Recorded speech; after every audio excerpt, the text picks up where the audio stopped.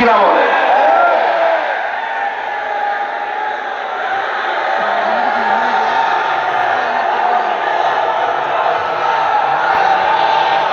আমি আপনাদের সুন্দর সুন্দর স্লোগান লক্ষ্য করছি। স্লোগানের ভিতরে যদি আপনারা বলতে পারেন আল কোরআনের আলো, না না, ঘরে ঘরে তো অনেক বছর জ্বালাইলাম, 54 বছর হয়ে গেছে।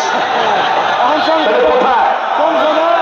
মাশাআল্লাহ, এটা কিন্তু আমার কথা না, আমি দলিল দিয়ে আপনাদেরকে বোঝানোর চেষ্টা করলাম। সামনে যদি এই পথে আপনি না আসেন, এমন মার খেতে হবে, পিঠের ভিতরে রাখবেন, কাছে কাছে আলেমদেরকে রক্ষা রাখবে, প্রতিবাদ করার মতো লোক আপনি দেখবেন না।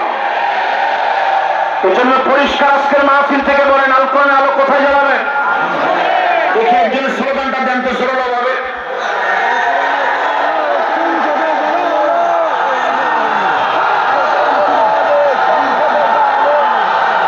মাশাআল্লাহ, সংসদের কথাটা তো ভালো শোনা যাচ্ছে না।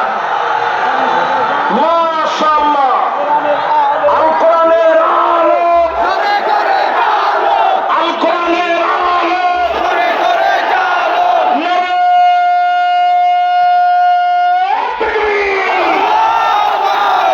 মাশাআল্লাহ, এইরকম একটা তাকবীর যদি আমরা সংসদে দিতে পারি, আরে কথা বলা।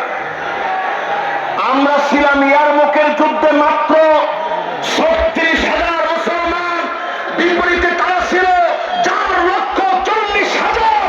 খালিদ বিন ওলীদ শুধু চিঠি লিখেছে, আসলিম তাসলিম, ইসলাম গ্রহণ করো, শান্তি পাবে। রোমক সম্রাটের পায়জামা গরম হয়ে গেছে। সে চিন্তা করছে 36,000 মুসলমান আসলে আমরা পারবো কেমনে? মুসলমানরা ছিলাম মাত্র 36,000, তারা ছিল 4,00,000।